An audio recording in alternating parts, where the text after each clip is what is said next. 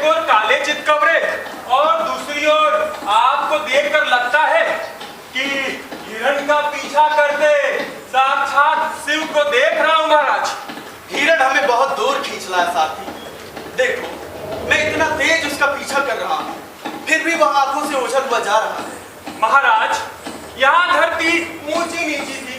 मेरे लगाम खींचने से रथ की चाल धीमी पड़ गई, परंतु महाराज आगे जमीन समतल है, इसे पकड़ना कठिन न होगा। उचित है, लगाम ढीली छोड़ो था। जो आप क्या महाराज। सच, ये घोड़े तो हिरण से भी बढ़कर तेज हैं।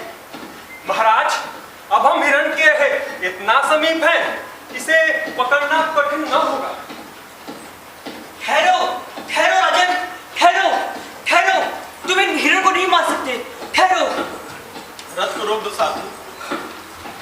जो आप क्या महाराज। प्रणाम मुनि कुमार। पूर्वज के आलोक को ऐसा ही शोभा देता है।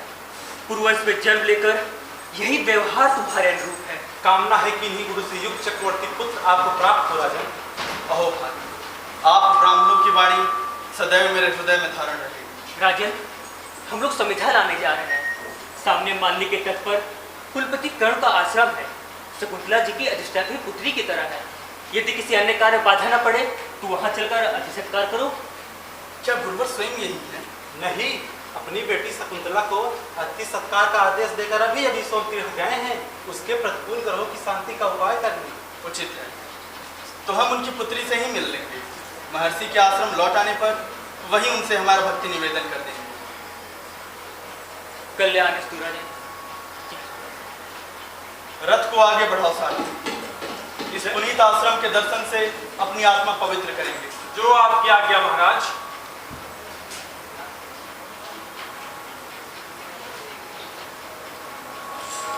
ओम स्वस्ति न इंद्रो वृद्धश्रवाः स्वस्ति न पूषः विश्ववेदाः स्वस्ति नस्ताक्षर्यो अरिष्टनेमि स्वस्ति नो बृहस्पतिर्दधातु। ओम शांति शांति शांति।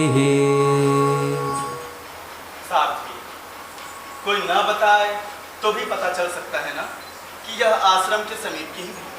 महाराज, आप उचित कहते हैं। रथ को रोक दो साथी, जिससे आश्रम वासियों के किसी कार्य में विघ्न न पड़े। जो मैं आप यहीं उतर जाता हूँ। जो आपकी आज्ञा महाराज। साथी, महाराज, आश्रम में साधारण वेश में ही जाना उचित होगा। तुम मेरे धनुष बाण और मेरे कुछ आभूषण अपने पास रखो। जी महाराज। और आश्रम वासियों से मिलकर लौटने तक तुम थोड़े को विश्राम कर लीजिए। जैसी आपकी आज्ञा महाराज। प्रियंवदा, इधर आना। शकुंतला, आई सखी। ये वाटिका से मधुर ध्वनि सुनाई दे रही है, किसी और चले क्या?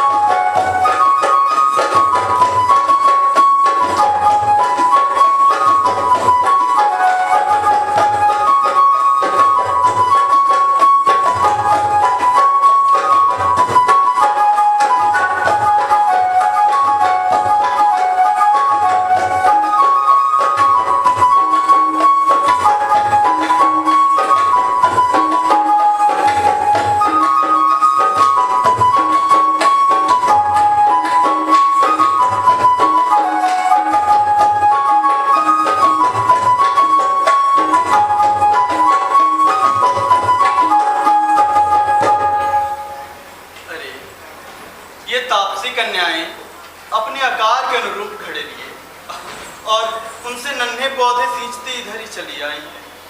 सच कितनी ही सुंदर लगती है।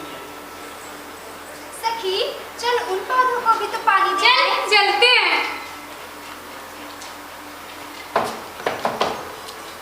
शकुंतला, मुझे लगता है कि तात्कर्ण को ये आश्रम के वृक्ष तुझसे कहीं अधिक प्रिय है। तभी तो देख नौ मल्लिका सी कोमल लड़की को इनके थाली भरने में लगा रखा है। यह केवल तात का आदेश ही नहीं है अनुसुईया, मुझे स्वयं इन वृक्षों से बहुत स्नेह है। सखी, इस ग्रीष्म में फूल देने वाले वृक्षों को तो हमने सींच लिया। चल अब उन्हें भी सींच दे जिनमें फूल लगने का समय बीता जा रहा है। तो ठीक कहती है प्रियंवदा। तो यही है महर्षि कणु की बेटी शकुंतला।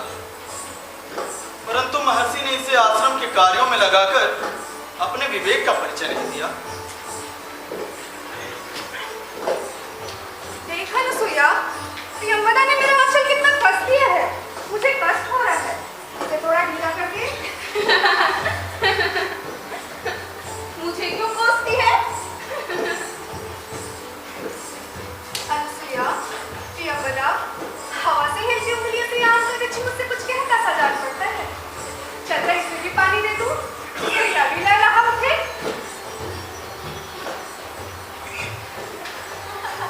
देख, क्षण भर यहीं रुकी रहना। क्यों? तेरे पास होने से लगता है जैसी लता को नए वृक्ष का साथ मिल गया है। ऐसी बातें करती है, इसीलिए तो तेरा नाम प्रियंवदा है।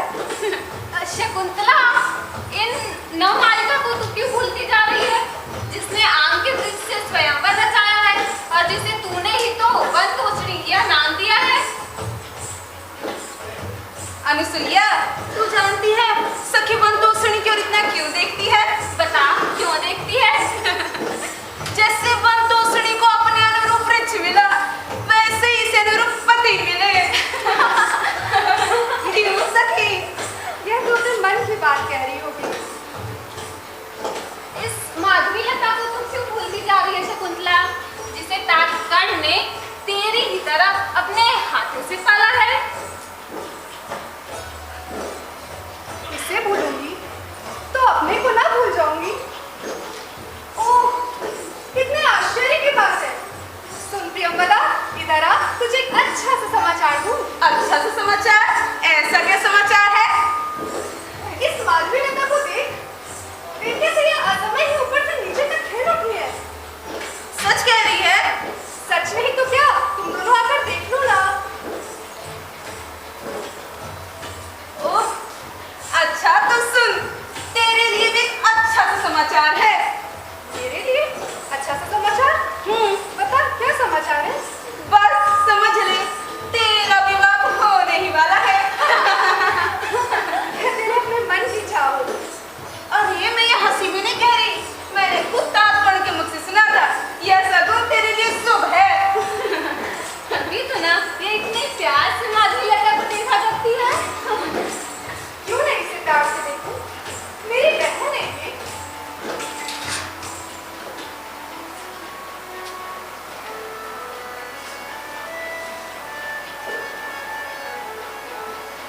हाय, नौमालिका को पानी देने से कचाया ये घोड़ा, उससे हटकर मेरे मुंह के आसपास मंडराने लगा। तुम लोग बचाओ ना मुझे इस दुष्ट घोड़े से। अरे, इसका भौरे को हटाना भी कितना सुंदर लग रहा है। अनुसुईया, क्या पता, तुम लोग बचाओ ना मुझे इस दुष्ट घोड़े से। अरे हम कौन होती है तुझे बचाने वाली? पुकारना है तो राजा दुष्यंत को पुकार, जो इस सपन के रक्षक है। क्यों सखी? सही कहती है। अरे, ये दुष्ट तो हटने में नहीं आता। तो मैं ही दूसरी ओर चली जाती। हाय, ये तो इधर भी पीछे पीछे आ रहा। तुम लोग बचाओ ना मुझे। दुष्टों के विनाशक कौरवों के शासन में कौन है जो भोली तपस्वी कन्याओं को अनाचार से पीड़ित कर रहा है? कौन है वो? अरे यहाँ कोई भी अनाचार नहीं कर रहा, केवल एक दुष्ट भौरा है जिसके मंडाने से हमारी सखी डर गई है। कहो, तुम्हारी तपस्या तो उत्कर्ष पर है। हाँ, एक विशेष अतिथि के आने से अवश्य उत्कर्ष पर है। हमारे का स्वागत करती है सखी। जहाँ पर्णशाला से आभिपत में फल रख लिया, पैर धोने का जल यहीं से हो जाएगा। नहीं नहीं, खैर हम आपके अतिथि हैं। आपकी मधुर वाणी से ही हमारा आतिथ्य पूर्ण हो चुका है। आगे सप्तपर्णा वेदी में चलकर थोड़ी देर थकान दूर कर ले, वहाँ ठंडी छां भी है। आप भी तो अपने पुण्य कार्य से थके हैं। आइए कुछ देर आप भी विश्राम करें। आइए। चल सखी, अतिथि का सत्कार करना हमारा कर्तव्य है, क्यों?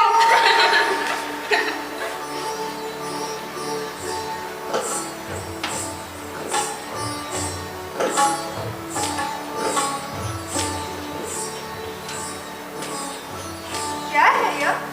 क्यों इस व्यक्ति को देखकर मन में ऐसा भाव सा उठ रहा है जो कि तपोवन की मर्यादा के अनुकूल नहीं?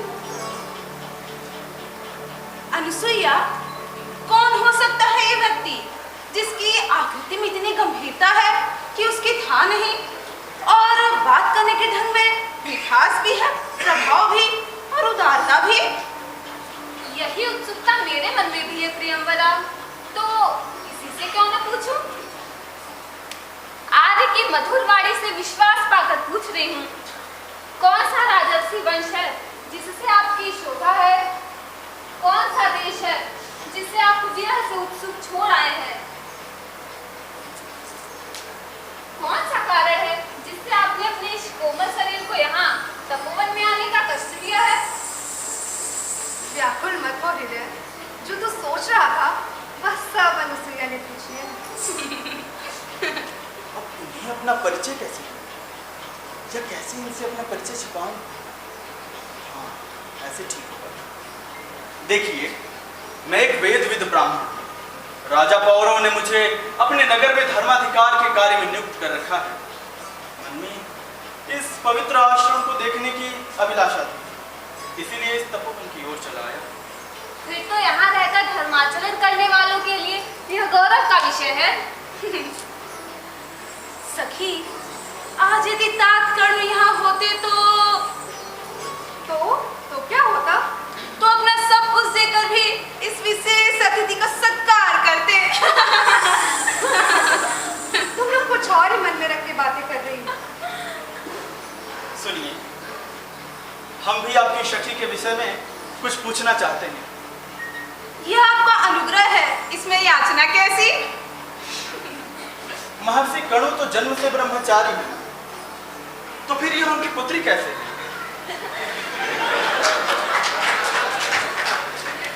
आर्य जानना चाहते हैं तो मैं बताती हूँ। एक बहुत प्रभावशाली महर्षि है, उनका गोत्र नाम है कौशिक। हाँ, महर्षि कौशिक। वही वास्तव में इसके पिता हैं।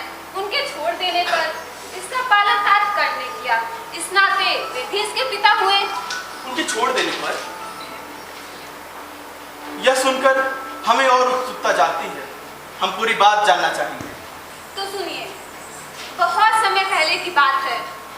उन दिनों वो महर्षि उग्र तपस्या कर रहे थे। उससे आशंकित होकर देवताओं ने उनकी तपस्या में विघ्न डालने के लिए मेनका नाम की अप्सरा को उनके पास भेजा था। हाँ, यह सभी जानते हैं कि देवता दूसरों की तपस्या और अनुष्ठानों से कितना रुष्ट रहते हैं, भयभीत रहते हैं। फिर वसंत उतर रहा था, समय रमणीय था। ऐसे में उसके उन्मादक रूप को देखकर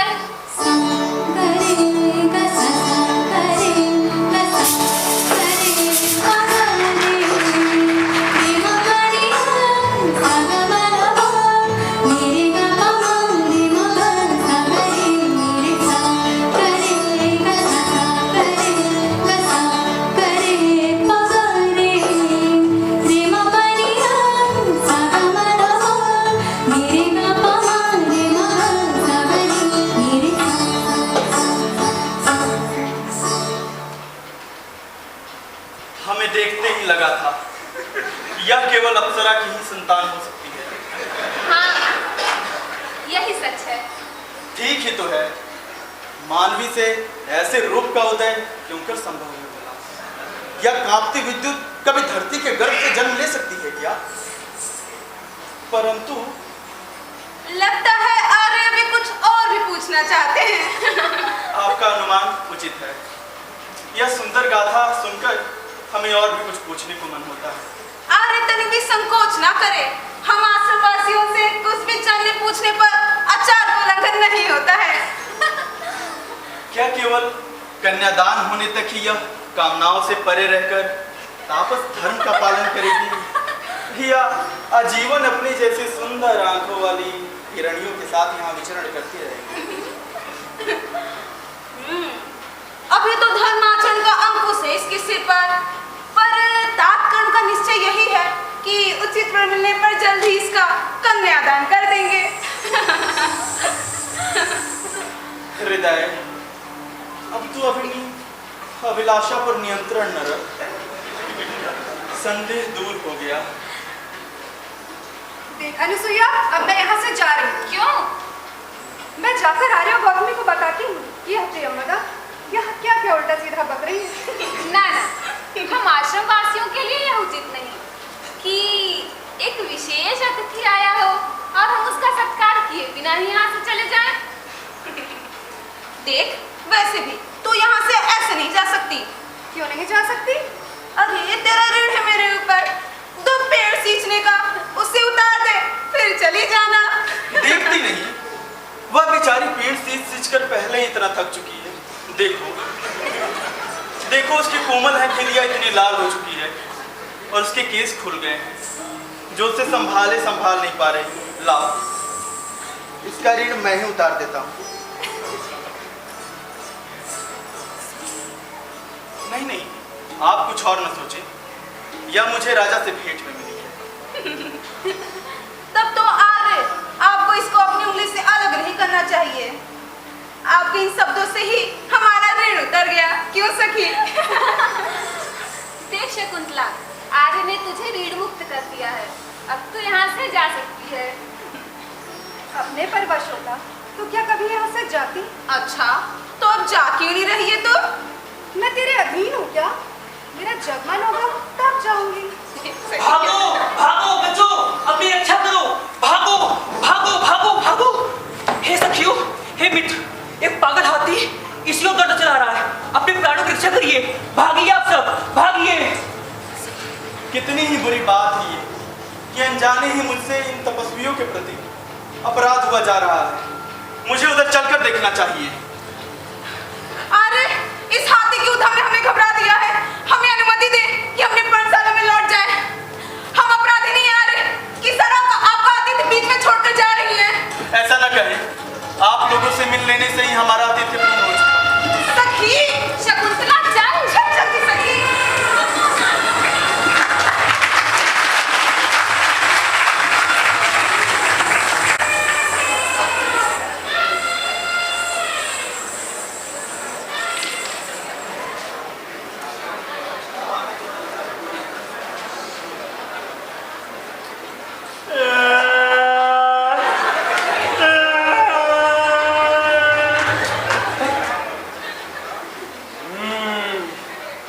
अरे मार दिया इस शिकारी राजा की मित्रता ने।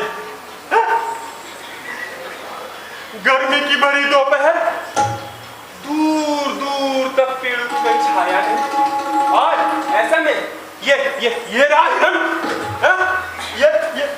ये रहा सूअर, और ये रहा बाघ।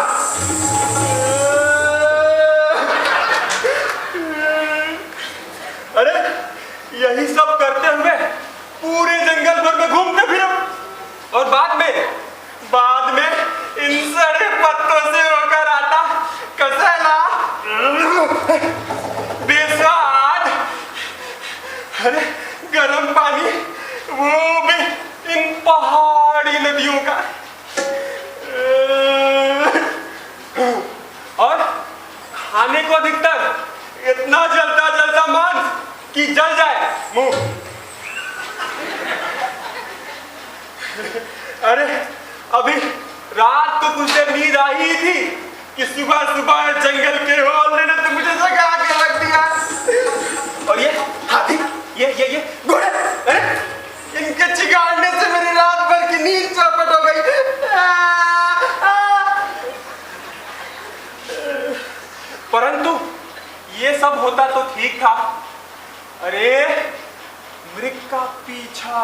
करते करते मृग का पीछा करते करते राजन आश्रम जा पहुंचा और वहां उसने क्या देखा?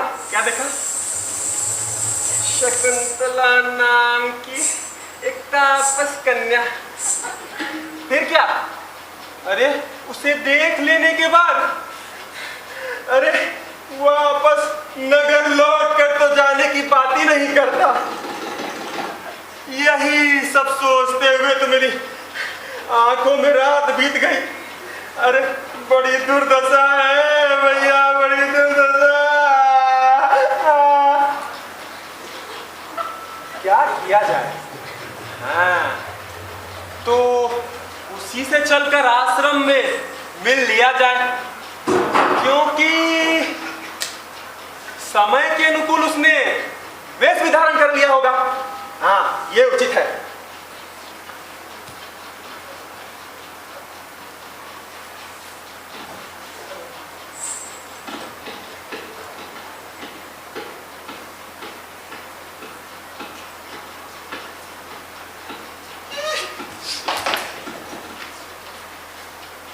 ये मित्र तो इधर ही आते दिखाई पड़ रहे हैं।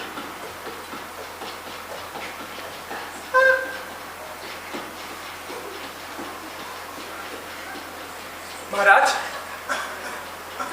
महाराज, महाराज! क्या हुआ मित्र? मिलन सुलभ नहीं, फिर भी उसका भाव देखकर हृदय को आश्वासन है कि कामना की पूर्ति चाहे न भी हो, फिर भी दोनों ओर की आकांक्षा मन को संतोष देती है। महाराज, आपकी ये बात सुनकर ऐसा प्रतीत होता है कि वो शेष सभी सुंदरियों से बढ़कर है। मित्र, अधिक क्या कहूं, पुष्प है वह।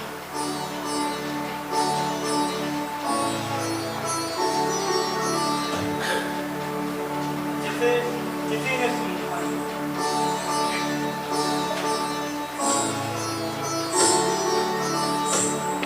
कोमल है वह।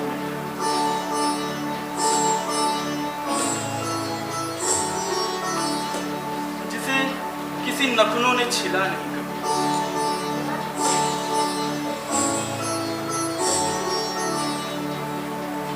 रत्न है वह।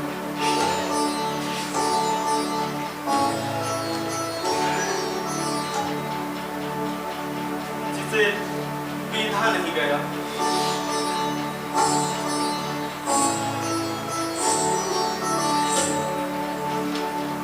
और मित्र, वह शहद है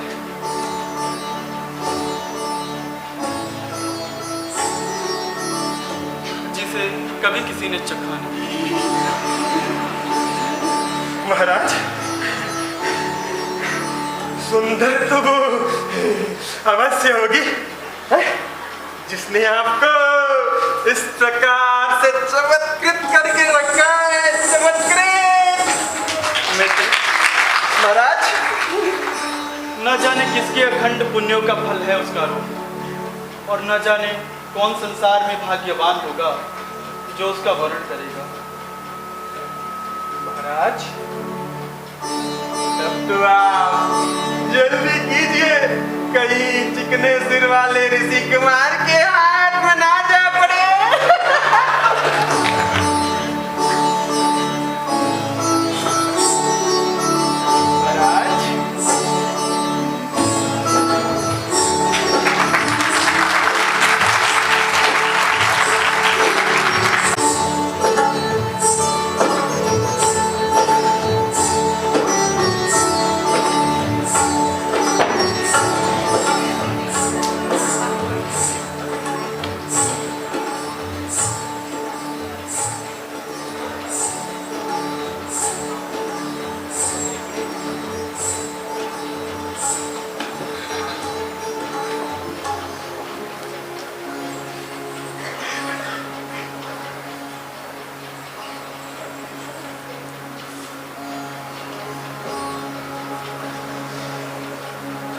क्यों सखी, इस कमलिनी के पत्ते से कुछ सुख मिल रहा है?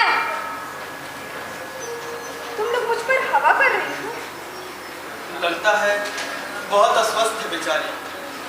या धूप खा जाने से ऐसी स्थिति हुई है, या इसकी भी मेरी ही भांति स्थिति है।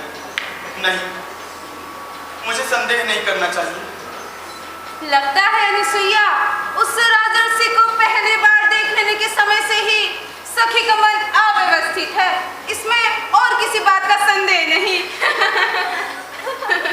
मुझे भी ऐसा ही आभास होता है प्रियंवदा, तो इसी से क्यों ना पूछ लूं। सुन, तुझसे कुछ पूछना है। हाँ, पर तू और क्या पूछना चाहती है? देख, तेरे मन की बात तो हम नहीं जानते, परंतु ऐतिहासिक कथा काव्यों में कहानियों की अवस्था के बारे में जैसा कुछ सुना जाना है, तेरी अवस्था भी वैसे ही जान पड़ती है। तो बता, तेरे इस कष्ट का वास्तविक कारण क्या है? अब जब तक रोग का ही ठीक से पता ना हो, निदान आरंभ भी नहीं किया जा सकता। सही कहा सखी। तुमसे नहीं तो और किससे कहूंगी, परंतु मेरे कारण तुम्हें व्यर्थ ही दुख होगा।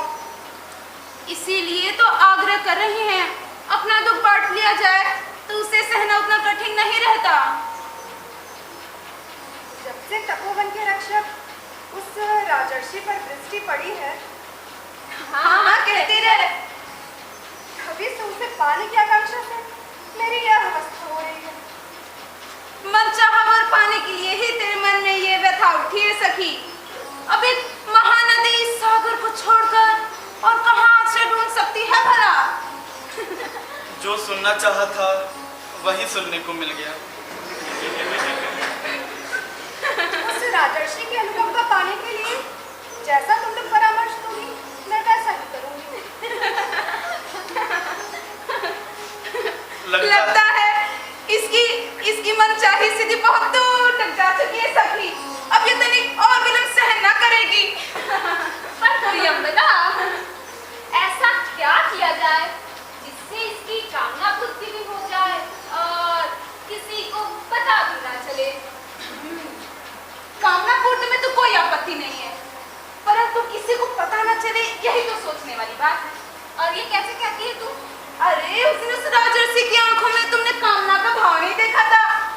आजकल जिस तरह वो दुबला रहा है, लग रहा है उसे भी रात में नींद नहीं आती है। मेरे विचार से इससे एक प्रणय पत्र लिखवाना चाहिए। मैं उसे देव पूजा के बहाने उस राजर्षि के हाथों में देते आऊंगी। ये कोमल उपाय मुझे भी अच्छा लग रहा है। तो इसी से पूछते हैं, क्या कहती है तू?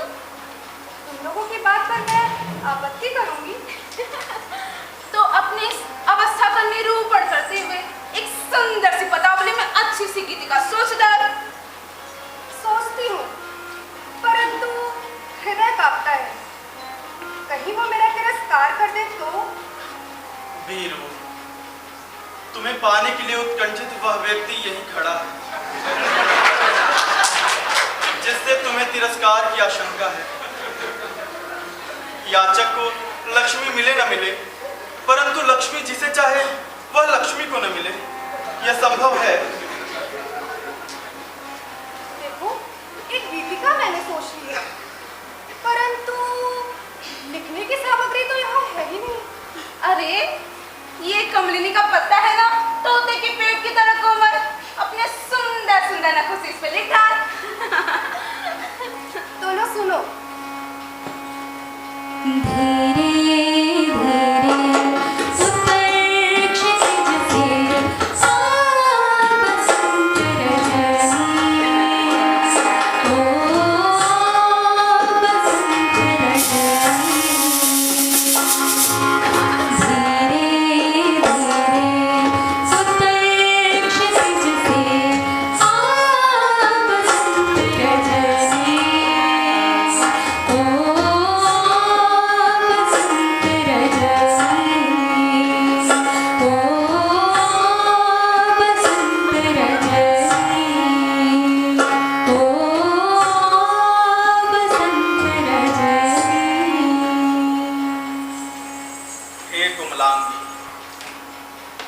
मुझे काम की ज्वाला केवल आती है, किंतु मुझे सर्वथा जलाए रखती है। जिस तरह चढ़ता दिन चांद को गलाता है, उस तरह कमलिनी को नहीं जला पाता। ओह, तत्काल मन चाहा पल्लाने वाले मनोरथ हैं आप। स्वागत है आपका। नहीं नहीं, यह कष्ट न करो, बहुत ताप है तुम्हारे अंदर। सुनिए, आपकी सखी को शरीर के ताप से अधिक कष्ट तो नहीं। औषधि अब मिल गई है, ठीक हो जाएगा। देखिए, यह तो स्पष्ट है कि आपके और सखी के बीच में अनुराग है, फिर भी इसके प्रति स्नेह के कारण मुझे यह दोहराने के लिए विवश कर रहा है। नहीं, मुंह पर आई बात अगर न कही जाए तो उससे दुखी होता है। धर्म वही है ना कि राजा को आश्रम वासियों का संताप दूर करना चाहिए। हाँ, बताएं वह क्या चाहती है मुझसे। आपके प्रति अनुराग के कारण ही हमारी सखी की यह दशा हुई है, इसीलिए इसके प्राण आपकी दया पर ही निर्भर करते हैं यार। परंतु यह अनुराग तो दोनों ओर से है, फिर भी यह सुनकर मैं अनुग्रहित। देखो, राजर्षि अपने अंतःपुर की तरह से व्याकुल होंगे, तुम इस तरह इन्हें रोकने की चेष्टा मत करो। कुमलांगी, केवल तुम ही मेरे हृदय में हो, अब और यहाँ किसी के लिए स्थान शेष नहीं। आर्य, सुना है कि राजाओं के बहुत बहुत प्रणय होते हैं, कहीं बाद में ऐसा कुछ ना हो जिससे हमारी सखी के बंधुओं को उसके लिए चिंतित होना पड़े। अधिक क्या कहूँ, बहुत सी पत्नियों के रहते भी मेरे कुल की केवल दो ही प्रतिष्ठाएं होंगी, एक समुद्र से घिरी पृथ्वी और दूसरी आपकी यह सखी। यह सुनकर हम निश्चिंत हुए। देखो, तुम लोग राजा से क्षमा मांगो, हम शिष्टाचार को भूलकर खुले मुंह इनके पीछे जाने क्या क्या बकती रही। अब जिसने ऐसा कुछ कहा है वही क्षमा मांगे, हमको क्या पड़ी है। अपराध क्षमा कर यार, पीठ पीछे कौन क्या नहीं कहता। सुंदरी, अपराध क्षमा करता।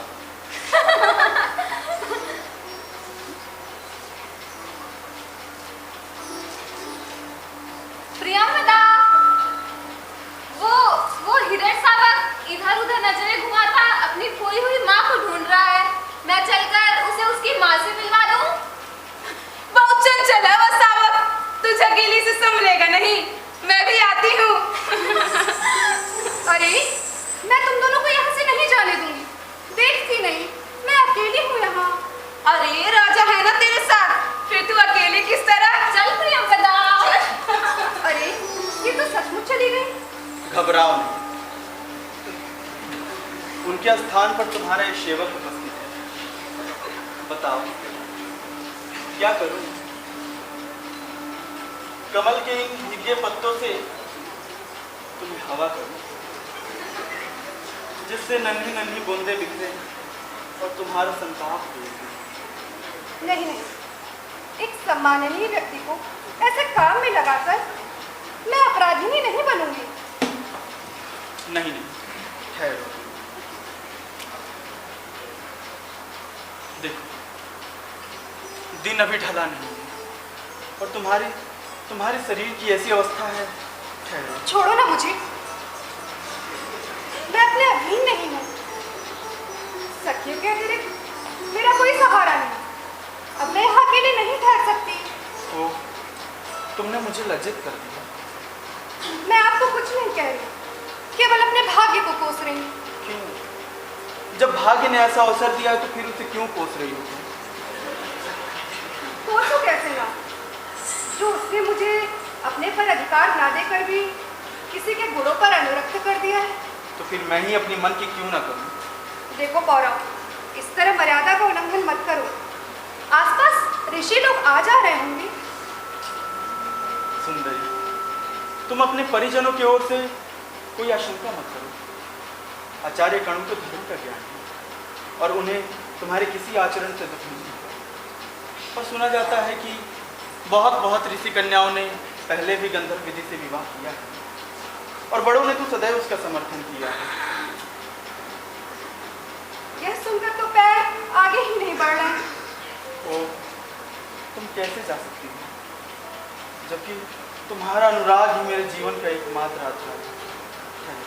यह सुनकर तो जाने की सामर्थ बिल्कुल भी नहीं रही।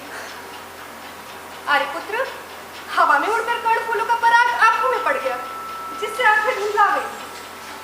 अनुमति दो तो मैं फूंक मार कर निकाल सकती। बड़ी कृपा होगी आपकी, परंतु मुझे आपका विश्वास है। हे खंजन सी आंखों वाली सी, डरो, हम कोई दृष्टता नहीं करेंगे। नैनों में तुम अंजन भरो मेरे नाम का, अस्तित्व तुमसे है तुम्हारे आर्य का। सीत बनके रखते मेरा मान हो, विश्वास मैं तुम मेरे प्राण हो। मेरा हृदय तुम, श्वास तुम ही, रहती सदा हो मेरे पास तुम ही। हर भाव मेरे आराध्य तुम हो, सिंदूर तुम ही, सौभाग्य तुम हो। क्षण भर भी तुमसे दूर हो जाऊं, समय न बीते। प्रियसी मेरी प्रियतम प्रियसी, प्रियतम मेरी प्रियतम प्रियसी,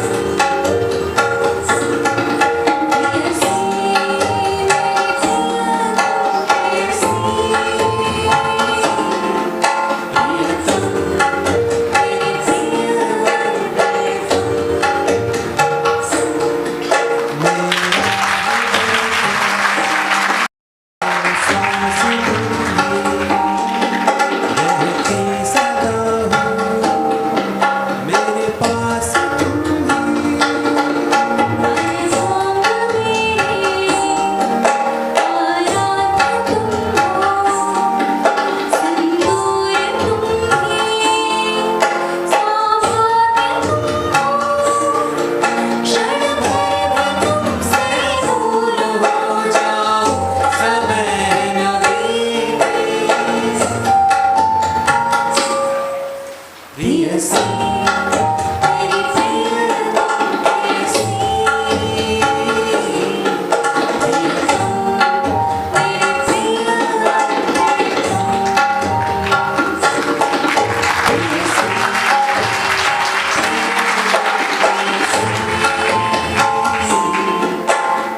प्रियतम प्रियसी।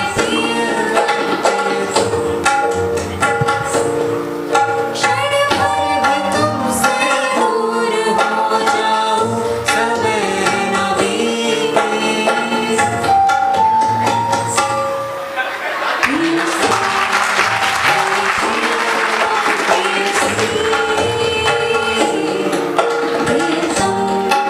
मेरी प्रियतम प्रियतम।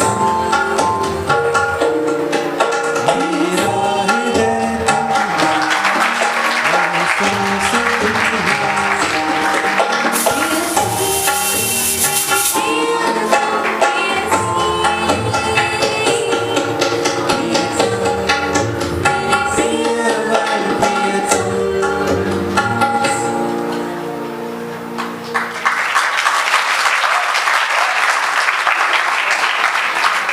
बात कहो प्रियंवदा।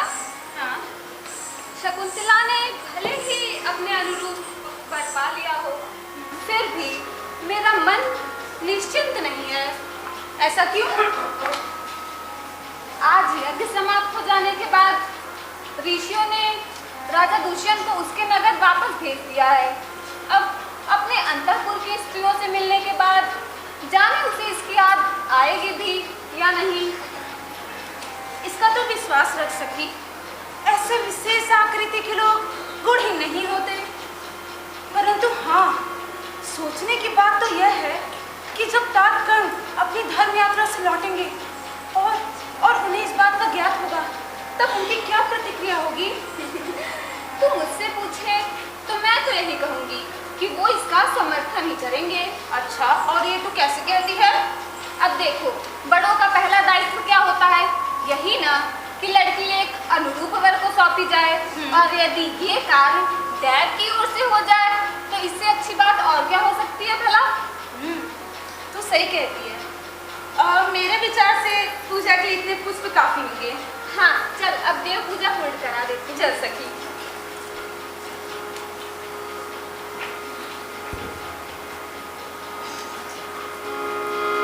छोड़ पिया की याद अब सजनी, साजन आज न आए।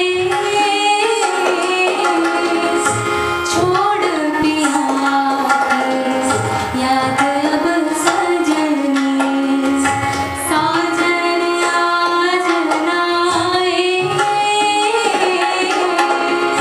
साँझ ढली खोल खड़ी है, साजन अब न सुहाए।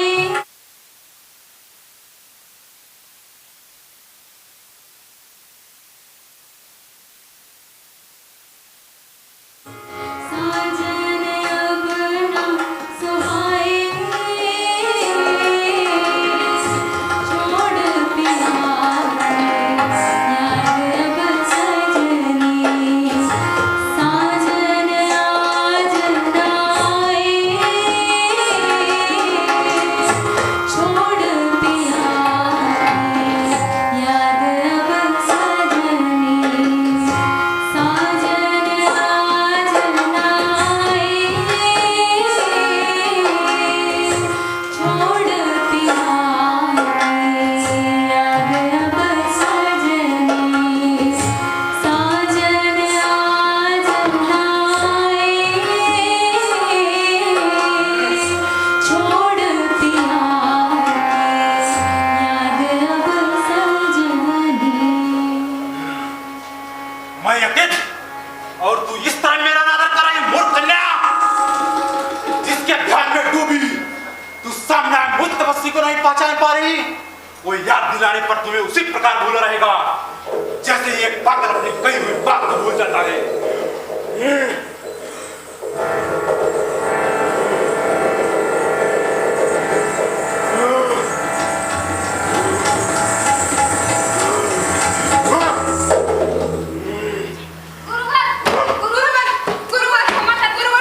गुरुवर, क्षमा कर, क्षमा करे गुरुवर।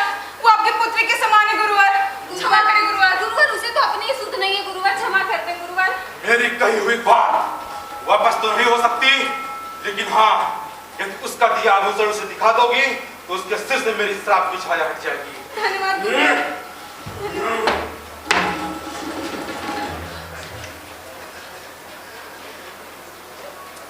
तब तो आश्वासन रखा जा सकता है सखी। उस राजर्षि ने स्वयं ही जाते वक्त अपने नाम की अंगूठी सखी को दी थी। श्राप उतरने का उपाय तो अपने पास ही है। सही कहती हूँ शशि। अच्छा प्रियंवदा, हाँ, इस बात का पता हम दोनों के बीच ही रहना चाहिए।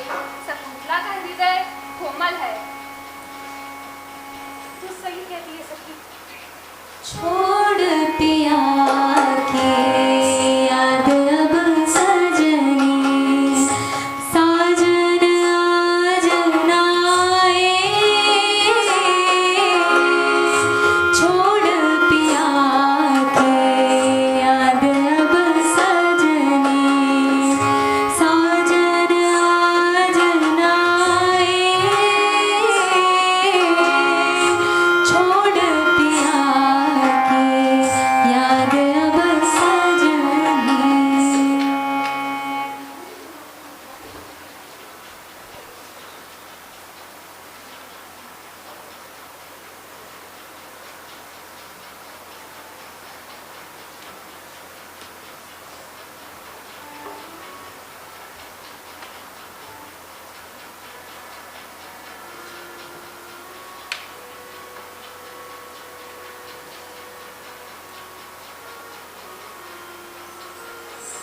सबकी वंदना करती हूँ। जा बेटी जा, देवी शब्द की अधिकारिणी बन, पति को मान और सुख दे और वीर पुत्र को जन्म दे।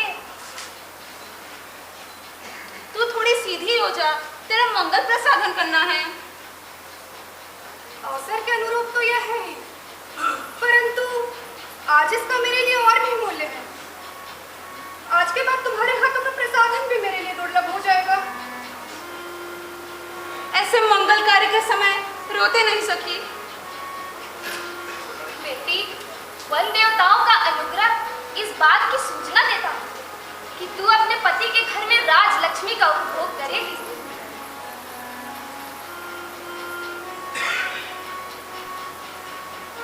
वो देख, तेरे पिता आ रहे हैं। उनकी आंखों में अश्रु इस बात की सूचना देते कि वो तुझसे कितना प्रेम करते हैं। अब उठ और अपने मर्यादा का पालन कर। शकुंतला चली गई। मुझे वन जीवन बिताने पर भी आज स्नेह ने इतना विकल कर दिया है, तो सोचता हूँ जो घर गृहस्थी में जीते हैं, उन्हें बेटी से बिछड़ने के इस अवसर पर कितनी पीड़ा होती होगी, न जाने कितनी पीड़ा होती होगी। पुत्री, पति से तुझे वही मान मिले जो ययाति से शर्मिष्ठा को मिला, और शर्मिष्ठा की तरह तुझे भी पुर जैसा चक्रवर्ती पुत्र प्राप्त हो। या आग अभी अभी जलाई गई है पुत्री, पवित्र करे तुम्हें यह यज्ञ ज्वालाएं। तेरा श्रृंगार हो गया सखी। सुनो सुनो वन देवताओं को प्रवास देने वाले वृक्षों, तुम्हें सींचे बिना जिसने कभी पानी तक नहीं पिया, प्रसाधन में रुचि रखते हुए भी जिसने तुम्हारा पत्ता तक नहीं छोड़ा, तुम पर फूल आने पर मैं सबसे पहले चहक क्यों करी? वही शकुंतला आज अपने पति के घर जा रही है। इसे अनुमति दो, सबके सब अनुमति दो। बेटी, वन देवताओं पर तुझ पर बांधवा जैसा ही स्नेह है। अब उन्होंने तुझे जाने की अनुमति दे दी है बेटी, इन्हें प्रणाम कर।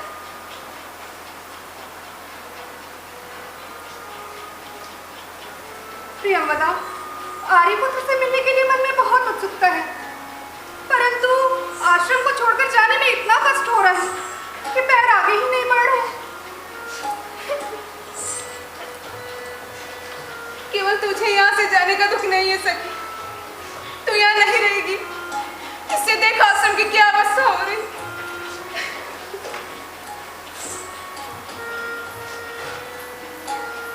बहन माधवी, अपने टहलने की बहाव से मुझे आलिंगन में ले ले। आज के बाद मैं तुझसे बहुत दूर हो जाऊंगी। पिताश्री, इसकी भी देखभाल मेरी ही तरह करना। पुत्री, मेरा पहला संकल्प तेरे लिए था, पर तूने तो अपने गुरु से ही योग्य पति पा लिया। अब तेरी ओर से निश्चित हो, मैं इस आम को वर बनाकर इन दोनों को भी विवाह सूत्र में बांध दूंगा। प्रियंवदा, अनुसुईया, मैं इसे तुम्हारे हाथ में सौंप के जा रही हूँ। और हमें किसके सहारे छोड़ के जा रही है? अनुसुईया, प्रियंवदा, देखो ऐसे रो नहीं, तुम्हें तो बल्कि शकुंतला को धीरज बताना चाहिए। रो नहीं पुत्री। भगवान, सुना है बंधुजन पानी की सीमा तक नदी को छोड़ने आते हैं। सामने नदी का तट है, अब वहां जो भी आदेश देना हो हमें बताकर आप लौट जाएं। तो सुनो, शकुंतला को आगे करके राजन से मेरी ओर से कहना, हम लोगों का धन केवल तपस्या और साथ ही साथ अपने कुल की मर्यादा का, तथा इसका भी ध्यान रहे कि उन्होंने बिना इसके बंधुओं से अनुमति लिए स्वयं ही से अपने स्नेह पास से बांधा है, तो वहां उसे उसी तरह रखे जैसे वह अपनी अन्य पत्नियों को रखते हैं। संदेश मैंने ग्रहण किया भगवान।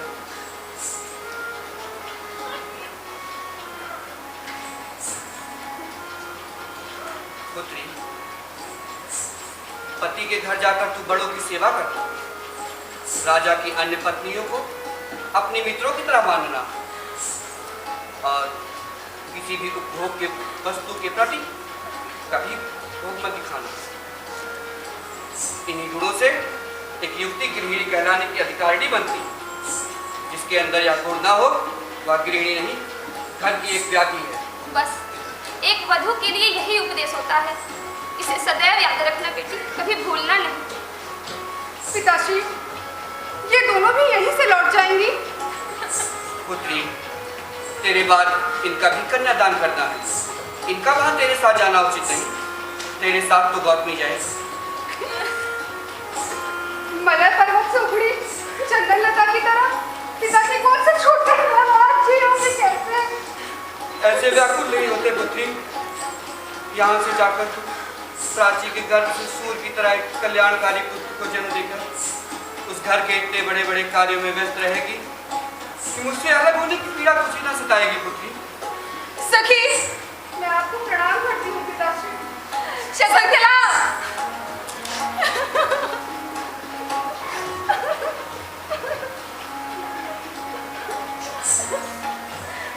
देख, यदि वह राजा से तुझे तुरंत न पहचाने तो उसे यह अंगूठी दिखा देना। तुम लोगों की इस बात से तो मेरा हृदय कांप गया। डर नहीं, डरने के कारण ही तेरे मन में ये सारी व्यथाएं उठ रही है सखी। भगवान, सूर्य सिर पर आ गया है, अब शीघ्र अनुमति दे।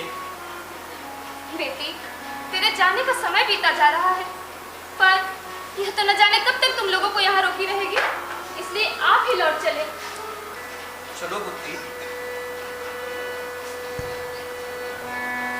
बाबुल के घर से चले प्रियतम के बारे, अखियाँ रो रो के बहे, हंस हंस के जा रे।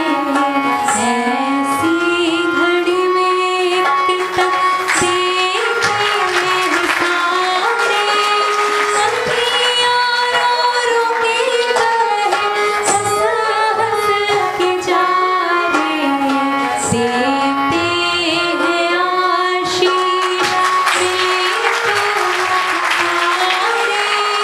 अखियाँ रो रो के कहे, हंस हंस के जा रे। बाबुल के घर से चले।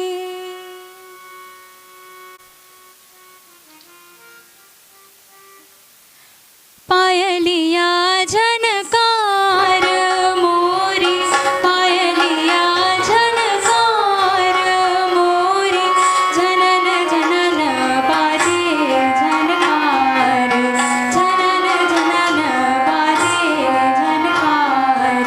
पायलिया झनकार मोरी, पायलिया झनकार। महाराज, तनिक संगीत शाला की ओर तो ध्यान दीजिए।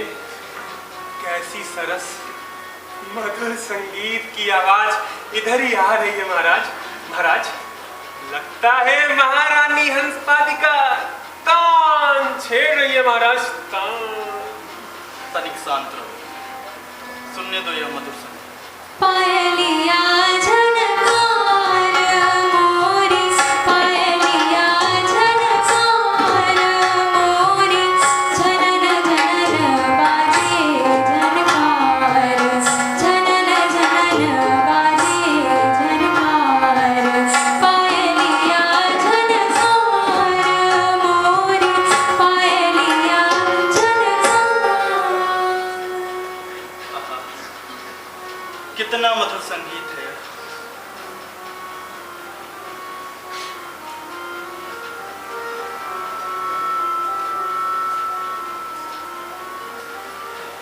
अजी, गीत को जाने दीजिए, कुछ बात का मतलब भी समझ में आया। मित्र माधव, महाराज, मैंने रानी हंसपादिका से एक ही बार प्रेम किया, अच्छा। और इस गीत में रानी वसुमती से प्रेम करने के कारण मुझे उलाहना दिया गया। मित्र माधव जी महाराज, तुम मेरी ओर से जाकर रानी हंसपादिका से कहो कि उन्होंने मुझे अच्छा उलाहना दिया था। जैसे आपकी आज्ञा महाराज। परंतु महाराज, जब महारानी मुझे दासियों से पकड़वाकर मेरे सिर पर चपत लगाने लगेंगी, अप्सरा के हाथ में पड़े हुए तपस्वी की भांति मेरी हालत हो जाएगी महाराज। डरो नहीं, निपुणता से यह बात उसे कहते हैं। जाओ। अरे और उपाय भी क्या है? पायलिया झनकार मोरी, पायलिया झनकार मोरी, जनन जनन पारे झनकार, जनन जनन पारे झनकार, पायलिया झनकार।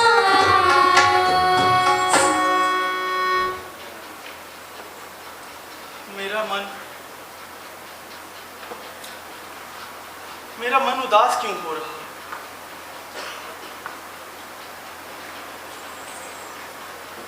ओफो, अब मेरी यह दशा हो गई कि एक समय राजा के अंतःपुर में आकर जो बेअकड़ से शान जताने के लिए ली थी, अब बहुत सा समय बीत जाने के बाद वही मेरे सहारे की वस्तु बन गई है।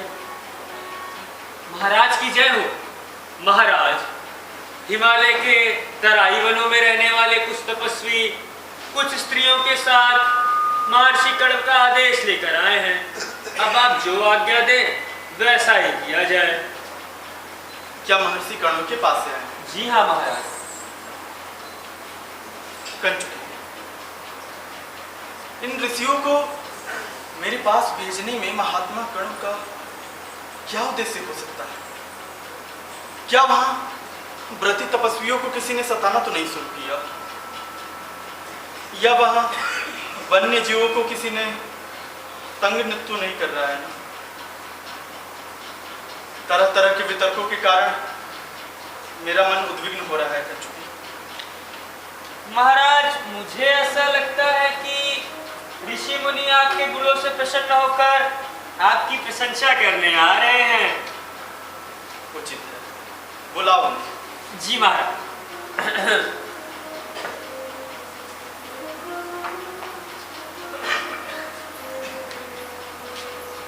यह क्या? मेरी दाईं आंख फड़ गई है। बेटी, भगवान भला करे, तेरे पति कुल के देवता तुझे सुखी करे। हे ऋषि मुनियों, ये इस राज्य के रक्षक महाराज दुष्यंत पहले से ही आसन त्याग कर आपकी प्रतीक्षा कर रहे हैं। हे कंचुकी, भले ये बात प्रशंसनीय है, पर हमें इसमें कुछ नवीनता नहीं लगता। फल आने पर वृक्ष स्वयं ही झुक जाते हैं, वैसे ही ऐश्वर्य पाकर सत्पुरुष विनयशील हो जाते हैं। महाराज, ऋषि लोग रूप रंग से प्रसन्न दिखाई पड़ते हैं। मुझे लगता है बात कुछ विचारणीय है। कंचुकी, यह इनके बीच घूंघट निकाले हुए युवती कौन है, जिसकी तनिक झलक भरी दिखाई पड़ रही है? वह इन तपस्वियों के बीच में ऐसी लग रही है मानो पीले पत्ते में कोई नई कोपल हो। महाराज, कौतूहल तो मुझे भी है, परंतु ऐसा लगता है कि इसका मुख अवश्य ही बहुत सुंदर होगा। छोड़ो, जाने दो। पराई स्त्री की ओर देखना उचित नहीं। उचित। हृदय इस प्रकार कांपते क्यों हो? उनके मनोभाव को देखकर कुछ तो धीरज धरो। महाराज, इन ऋषि मुनियों का यथाविध सत्कार मैं कर चुका। इनके उपाध्याय ने जो कुछ संदेश भेजा है उसे आप सुन लीजिए। अवश्य। हे राजन, तुम्हारी जय हो। प्रणाम। आपकी मनोकामनाएं पूर्ण हो राजन।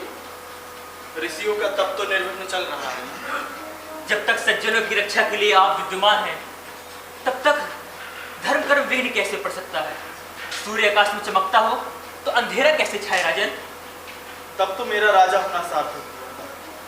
अच्छा, लोक हितकारी महात्मा कण्व तो कुशल से हैं। महात्मा लोगों की कुशलता तो अपने ही वश में होती है। उन्होंने आपका कुशल मंगल पूछा है और यह कहने को कहा है। क्या आदेश दिया है महर्षि? हे राजन, उन्होंने कहा है कि जिस पारस्परिक सहमति से आपने मेरी कन्या से विवाह कर लिया, उसकी मैं आप दोनों को प्रसन्नता पूर्वक अनुमति देता हूँ, क्योंकि रूप और गुण में आप दोनों की जोड़ी एक समान है। विधाता ने बड़े समय बाद ऐसी जोड़ी रची है जिसमें कोई मेल मीक नहीं निकाल सकता। इसलिए इसके बंधुजन चाहते हैं कि अब आप अपनी गर्भवती धर्मपत्नी को गृहस्थ जीवन धर्म पालन के लिए ग्रहण करें। राजन, आर्य, मैं भी कुछ कहना चाहती हूँ, यद्यपि मेरे कहने का कोई अवसर नहीं, क्योंकि न ही इसने ही अपने गुरुजनों का कुछ ख्याल रखा और न ही तुमने ही इष्ट बंधुओं से कुछ पूछा। जब तुम दोनों ने आपस में सब कर ही लिया है, तो इसमें मैं किसी एक से क्या कहूँ और क्या ना कहूँ? अब ये क्या कहते हैं? यह क्या बखेड़ा लगा रखा है? इनके शब्द क्या है? शोले है शोले। यह क्या राजन, आप तो हमारी उपेक्षा लोक व्यवहार में कई अधिक कुशल हैं। विवाहित स्त्री कितनी भी सती क्यों ना हो, यदि अपने पिता के घर रहे तो लोग तरह तरह की बातें करते हैं। इसलिए इसके बंधुजन तो यही चाहेंगे कि वो अपने पति को अच्छी लगे या बुरी, किंतु रहे अपने पति के घर ही। तो क्या इनका मुझसे विवाह हो चुका है? हृदय, जिसका तुम्हें भय था वही होकर रहा। आपको अपने किए हुए गंधर्व विवाह पर पश्चाताप हो रहा है? आप अपने कर्तव्य पालन से विमुख हो जाना चाहते हैं या हमें दरिद्र समझकर हमारा तिरस्कार कर रहे हैं? इन सब बातों का अर्थ क्या है तपस्विनी? प्रायः धन के घमंड में चूर लोगों में बुराइयां आ ही जाती हैं। यह तो बहुत अच्छा लांछन लगाया आपने मुझ पर। बेटी, जरा देर लज्जा त्याग दो। मैं तुम्हारा घूंघट उठाती हूँ, जिससे तुम्हारे स्वामी तुम्हें पहचान सके।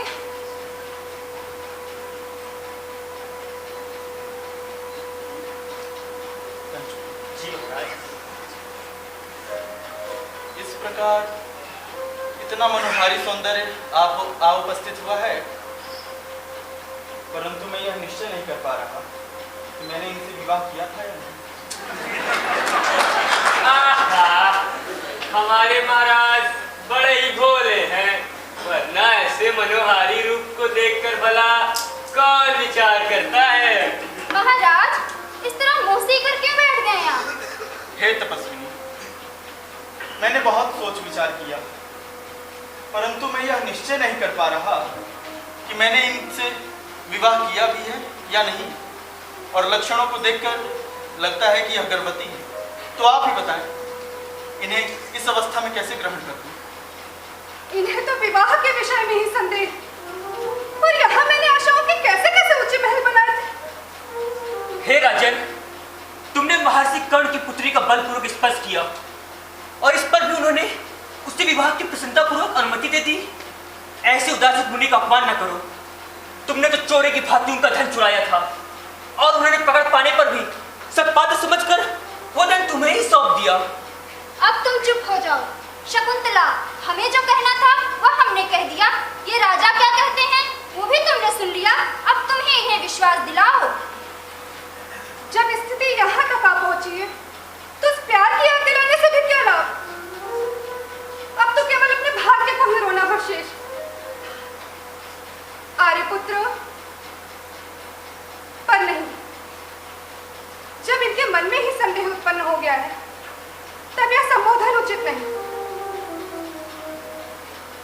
कौरव, आपको यह शोभा नहीं देता कि पहले तो अपने आश्रम में मुझ भोली भाली को शपथ पूर्वक मधुर मधुर बातें कहकर फुसलाया, और अब इस प्रकार से मेरा तिरस्कार कर रहे हैं। राम राम राम, यह क्या कहती हो तुम? तुम अपने कुल को कलंकित करने और मुझे धर्म से पतित करने पर उसी तरह तुली हुई हो जिस प्रकार किनारे को तोड़कर बहने वाली नदी अपने तट के वृक्ष को तो गिराती ही है और साथ ही अपने निर्मल जल को भी मैला कर देती है। अच्छा, यदि आपको सचमुच ही मेरे विषय में पराई स्त्री होने का संदेह और आप इस प्रकार की बातें कर रहे हैं, तो मैं आपका स्मरण चिन्ह दिखाकर आपके संदेह को मिटा देती हूँ। उचित है, दिखाओ। यह क्या? मेरी अंगूठी कहाँ गई?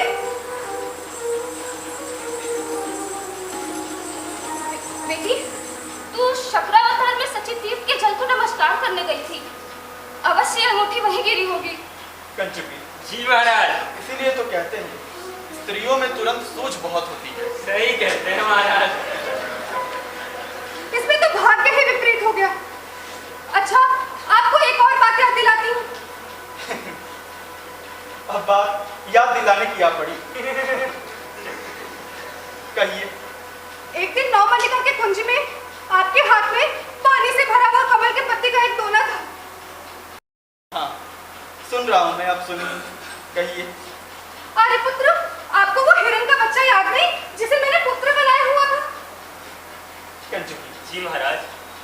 अपना उल्लू सीधा करने वाली स्त्रियों की इस प्रकार की मीठी मीठी बातों से कामी लोग ही आकृष्ट हुआ करते हैं, पौरव नहीं। उचित है। भगवान, ऐसी बातें मुंह से ना निकालो। यह बेचारी तो तपोवन में पलकर पड़ी हुई है। इस बेचारी को छल छल का क्या पता? हे तपस्विनी, स्त्रियां तो बिना सिखाए ही स्वभाव से धूर्त होती हैं। नीच, तुम सबको अपने जैसा नहीं समझते हो? घर का आवरण ओढ़कर घास फूस से ढके हुए कुएं के समान औरों को पतित करने का काम तुम्हारे सिवाय कौन कर सकता है? जी महाराज।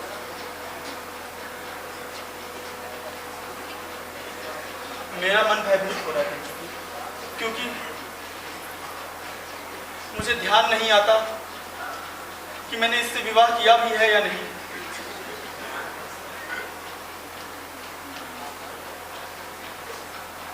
इसने मुझे अच्छे को उल्टा बना दिया। मैं पुरुवंश का विश्वास करके ऐसे के हाथ में क्यों पड़ गई जिसके मुंह में मधु और हृदय में विष भरा हुआ है? गुरुजनों से बिना पूछे इस प्रकार की अविवेकपूर्ण चंचलता के कारण ऐसा ही कष्ट भुगतना पड़ता है। इसीलिए एकांत में प्रेम को सोच समझ कर करना चाहिए, क्योंकि बनकर ही रह जाता है। यह भी कोई बात है क्या? आप लोग इन पर विश्वास करके सारा दोष मुझ पर डाल दे रहे हैं। सुनिए अपनी उल्टी बात। जिसने आज तक छल करना नहीं सीखा उसकी बात तो झूठी मानी जाए, और जो लोग दूसरे को छलने को विद्या समझकर निरंतर अभ्यास करते हैं उनकी बात सच्ची मानी जाए। अच्छा सत्यवादी, तुम्हारी ही बात मानी, पर यह तो बताओ इसे ठगने से हमें क्या मिल जाएगा? पाप और क्या? पौरव पाप करना चाहते हैं, इसे कोई मान सकता है? वाद विवाद से क्या लाभ? हमने तो गुरुदेव की आज्ञा का पालन कर दिया। यह आपकी पत्नी है। स्त्रियों पर पुरुषों का सभी प्रकार का अधिकार होता है। आप यही रहिए शकुंतला। गौतमी, आप चलिए मेरे साथ। इस धूर्त ने तो मुझे ठगा ही नहीं, अब तुम भी मुझे छोड़ जाते हो।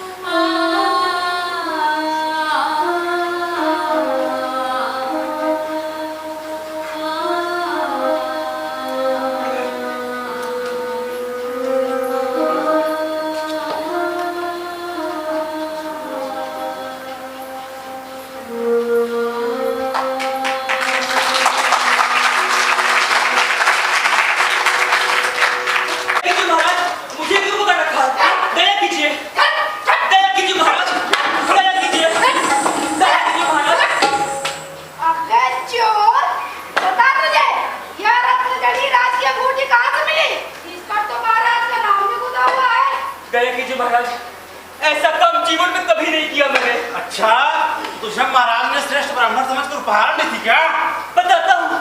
अरे महाराज, मैं सक्रियता का रहने वाला धीवन हूँ। अबे चोर, हम क्या तेरी जाति पूछ रहे हैं? सिपाही, ये मालिक, इसे बीच में रोको नहीं, इसे शुरू से सब सुनाने दो। ठीक है।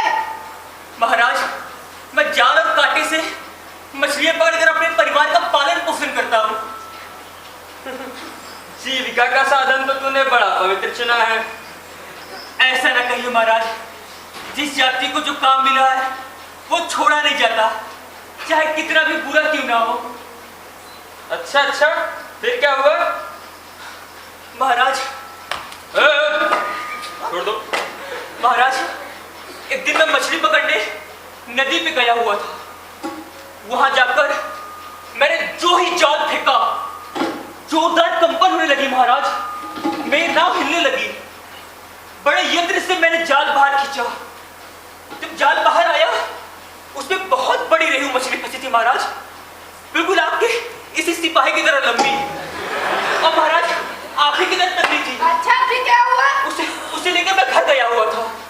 घर पर जाकर जब मैंने उसके टुकड़े किए, उसमें से यही अंगूठी निकली महाराज। उसे लाकर अभी मैं लोगों को दिखा ही रहा था कि आपके इन दोनों सिपाहियों ने मुझे धर लिया महाराज। इस अंगूठी का मेरे पास आने का बस इतना ही सच्चा किस्सा है। अब आप मुझे मारे या छोड़े, ये आपकी दया पर निर्भर करता है महाराज। दया कीजिए महाराज। अरे इसमें कोई संदेह नहीं है कि यह गो खाने वाला मछुआरा ही है। इसके शरीर की दुर्गंध भी बताई दे रही है।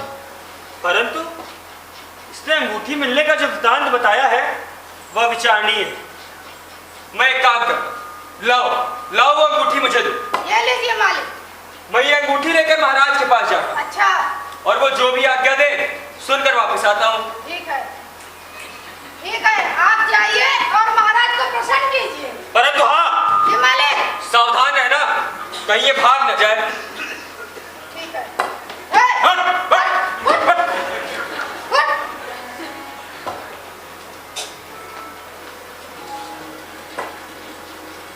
कोतवाल साहब को बड़ी देर लग गई। भाई राजाओं के पास तो अवसर देख कर ही जाया जाता है। ये गले में मृत्यु की माला पहनाने में हाथ खुजरा रहे हैं। दया कीजिए महाराज, मुझे निरपराध को क्यों मारते हैं? वो देखो कोतवाल साहब को कागज हाथ में लिए राजा की आज्ञा लेकर इधर ही चले आ रहे। अबे चोर, या तो तुझे गीत कौवा नोचेगी या तो तू कुत्तों के पेट में जाएगा। सिपाही जी मालिक। इसे छोड़ दो। अंगूठी मिलने का इसने जो वृत्तांत बताया है वह सच है।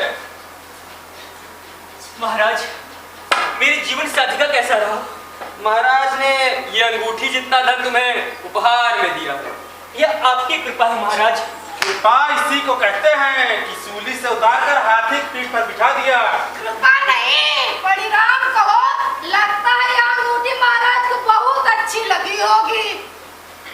मुझे लगता है महाराज को उस अंगूठी से कोई विशेष प्रेम नहीं, क्योंकि वैसे वे स्वभाव से बड़े गंभीर। परंतु उस अंगूठी को देखकर महाराज का मन कुछ समय के लिए उदास हो गया था। तब तो आपने महाराज को बड़ा भारी काम बना दिया है। महाराज का नहीं, इस मछुआरे का काम बना दिया। महाराज इसमें से आधा धन आपके फल फूल के लिए ही है। या तो इनका हक ही है। आज से तुम हमारे प्रिय मित्र बनो। इस मित्रता के शुभ अवसर पर आज मदिरा पान होना चाहिए। चलो मंत्रालय की ओर चलते। आओ।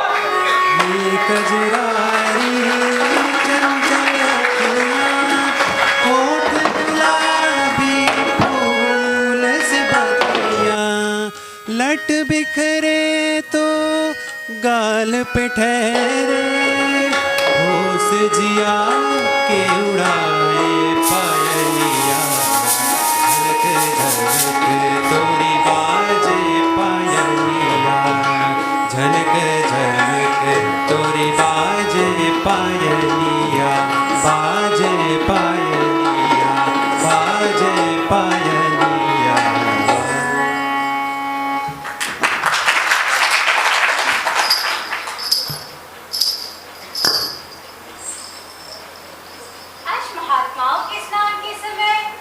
अप्सरा तट के निकट रहने की मेरी बारी थी। सो काम तो पूरा हुआ।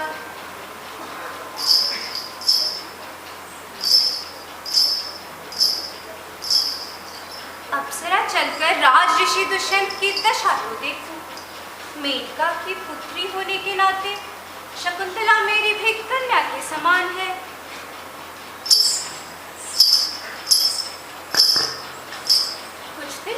मेनका ने मुझसे कहा भी था कि मैं शकुंतला के परित्याग के विषय में कुछ न कुछ उपाय करूं, परंतु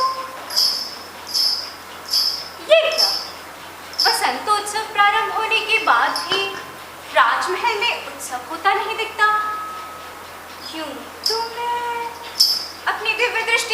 को जान सकती हूँ, परंतु भूलोक पर वेश बदल कर जाना ही ठीक रहेगा। एक काम करती हूँ, अपनी तस्कीनी विद्या से खुद को छुपाकर उन उद्यान पालिकाओं से पूछती हूँ। हाँ, यही ठीक रहेगा।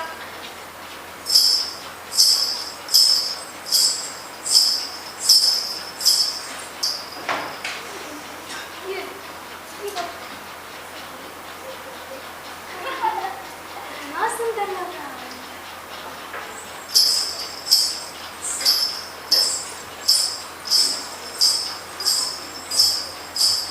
क्या सखी, बसंत तो सच में ऋतुओं का राजा है ना? सही कहती हो सखी। देखो देखो वो आम के बाल कितने सुंदर है।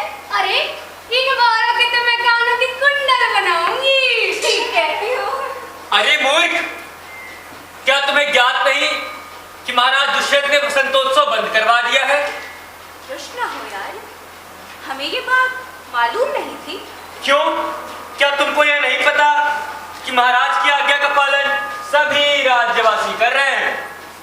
भले यदि बात बहुत गोपनीय ना हो तो हमें भी बताएं। क्या सखी, मनुष्य तो स्वभावतः उत्सव प्रेमी होता है, फिर बसंतोत्सव रोकने का जरूर कोई ना कोई विशेष कारण रहा होगा। शकुंतला के परित्याग के विषय में तो सबको ही मालूम है।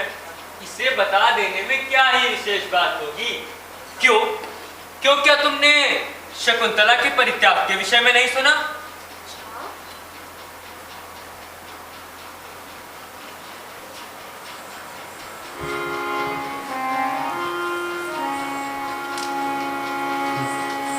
जब दीप जले आना, जब शाम ढले आना, जब दीप जले आना, जब शाम ढले आना, संकेत मिलन का भूल न जाना, मेरा प्यार न बिसराना। जब दीप जले आना, जब शाम ढले आना।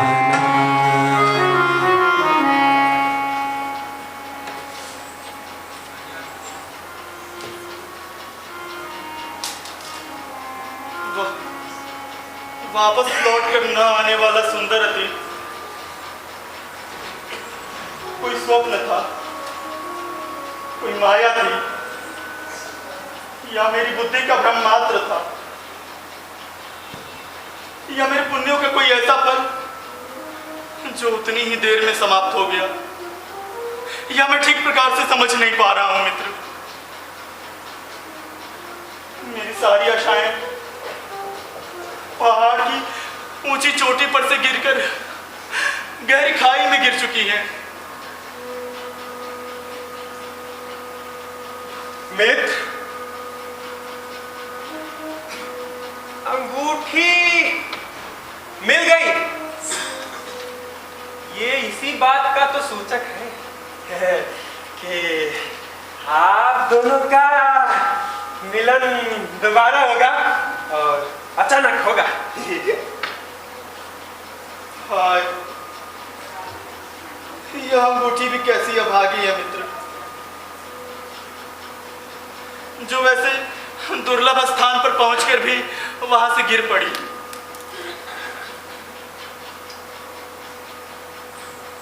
हे अंगूठी, परिणाम को देखकर ऐसा लगता है कि तेरे पुण्य भी थोड़े से ही थे, तभी तो उसकी अरुण नखों वाली उंगलियों में पहुंचकर वहां से गिर पड़ी। सुंदरी, मेरी प्राण प्रिय शकुंतला,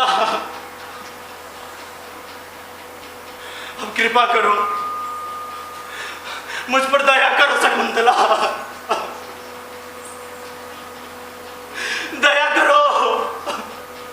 प्रिय शकुंतला, शकुंतला, शकुंतला, शकुंतला,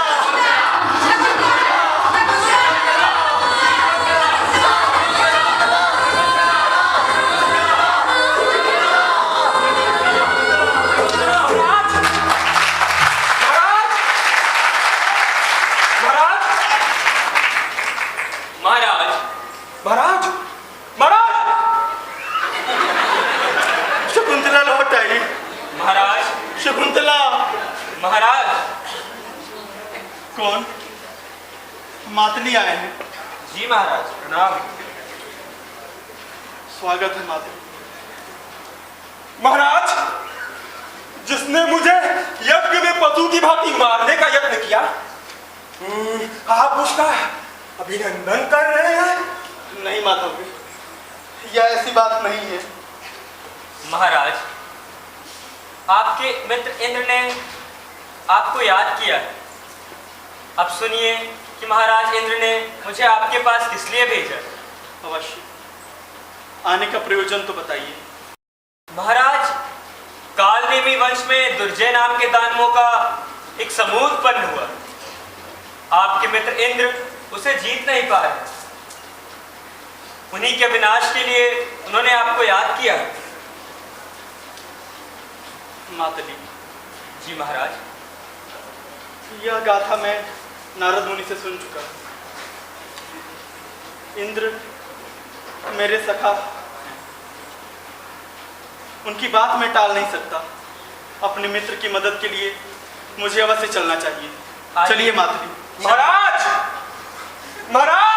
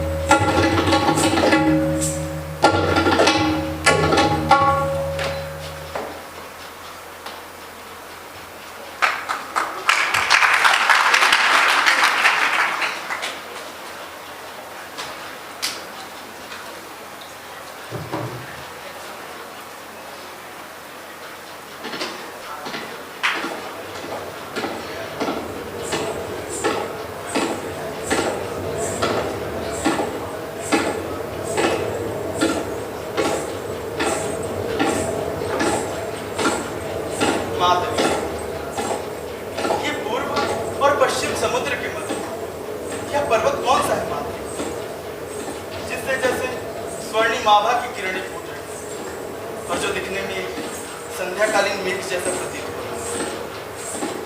महाराज, यह हेमकूट पर्वत है। हेमकूट पर्वत है? जी हाँ, जो तपस्वियों का परम धाम है।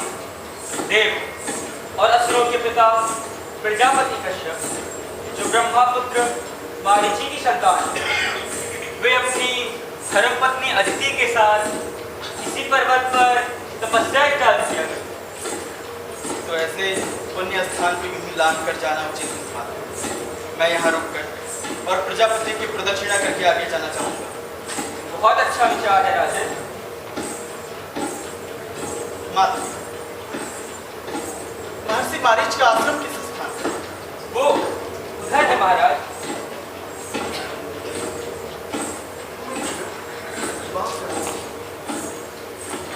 अब कोई आशा है कि मेरी मनोकामनाएं पूर्ण हों?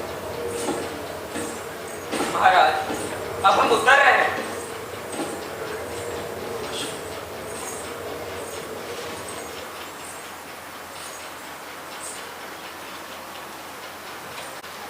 ठहरो सरदमन, सरदमन कहती हूँ दृष्टता ना करो। और नहीं, रुक जाओ सरदमन, सरदमन रुक जाओ सरदमन, दृष्टता ना करो। छोड़ो मुझे, नहीं जाना है सरदमन, रुक जाओ, दृष्टता ना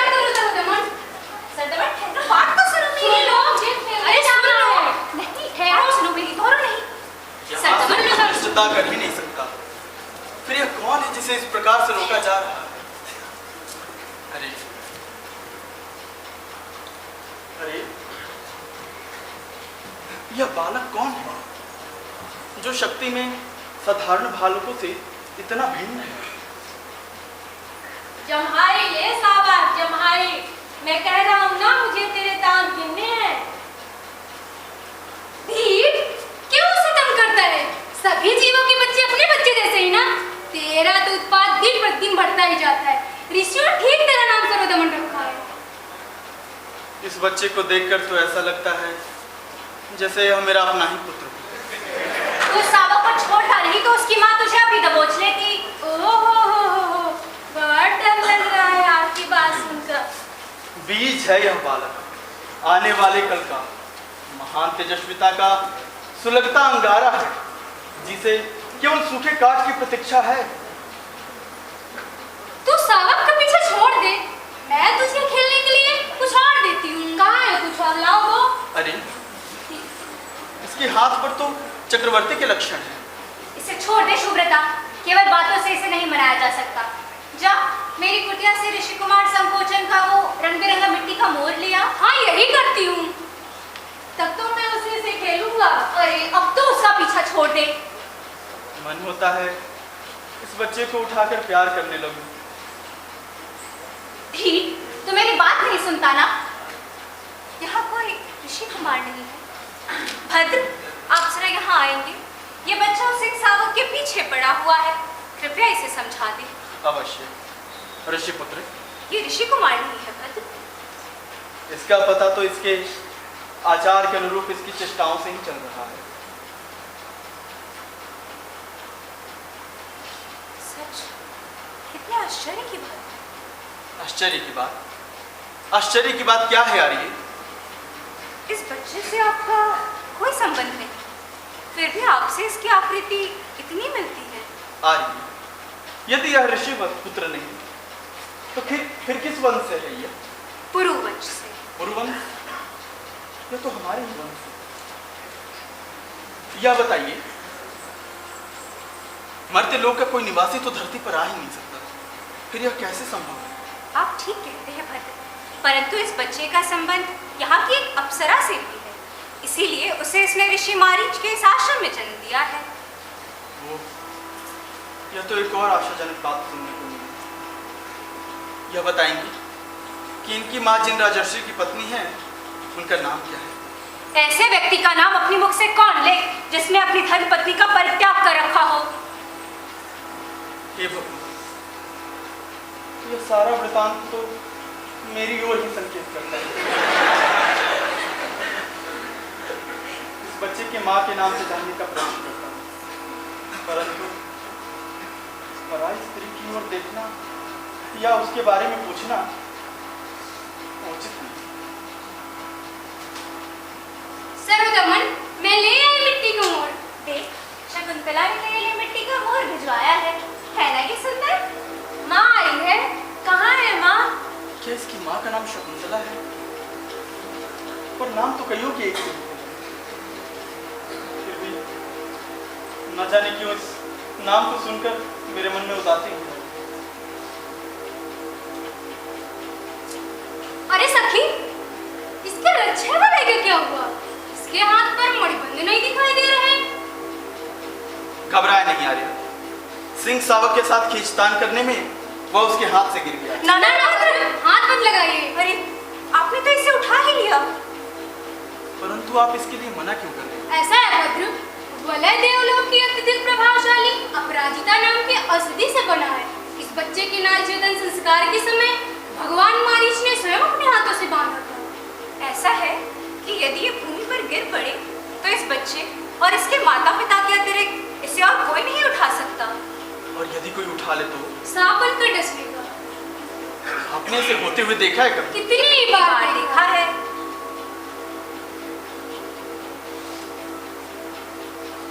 कैसी ये शुभ बात।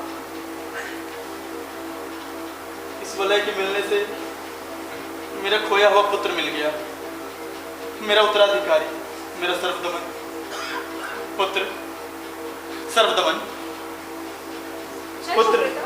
चलते के बाद शकुंतला को बता दे, जो अभी अपने नित्य क्रम में लगी हुई है। लाओ, ये हाथ तो लो।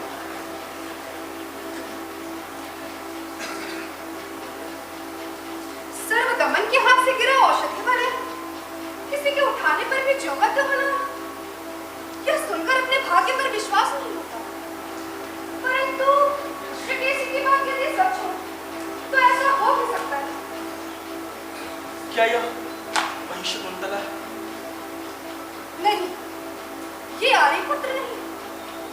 तो फिर कौन है ये जो मेरे बच्चे के रक्षा मंगल की अवहेलना करके उसे अपने अंग स्पर्श से दूषित कर रहा है? माँ, पुत्र, माँ ये कौन है जो ऐसे स्नेह के साथ मुझे आलिंगन कर रहा है? मैंने तुमसे निर्दय व्यवहार किया था शकुंतला, पर उसका परिणाम वैसा प्रतिकूल नहीं रहा। अब चाहूंगा कि मुझे पहचानने में तनिक भी बाधा अनुभव न करो। आश्वस्त हो हृदय, ये आर्यपुत्र ही है। शकुंतला,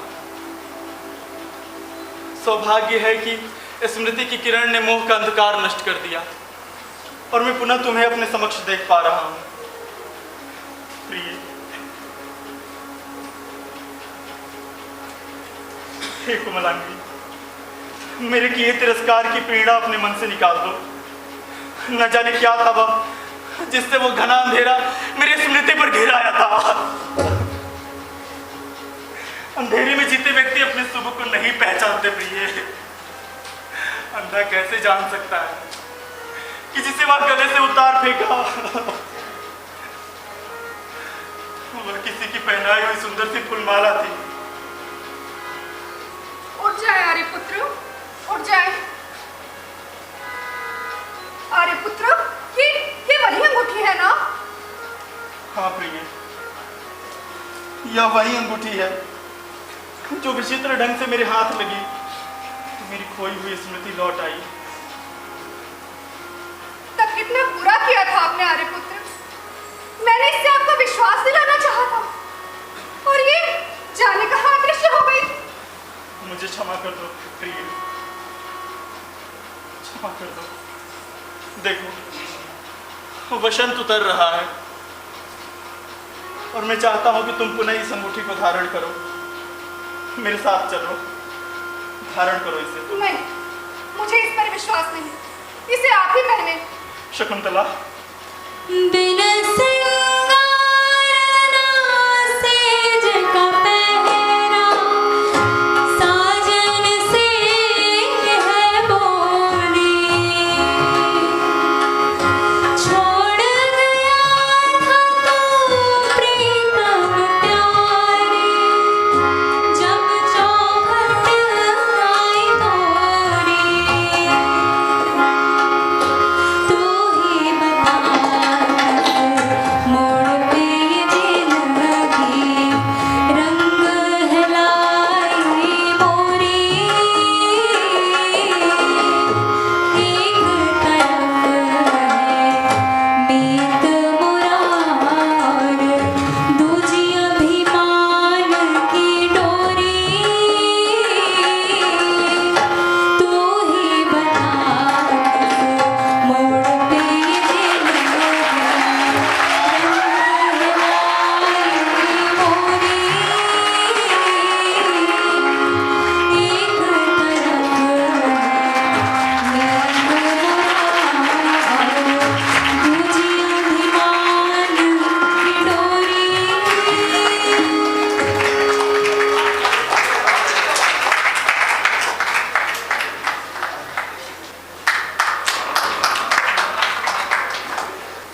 अब किरदारों सिपाही मनीषा देवी, सिपाही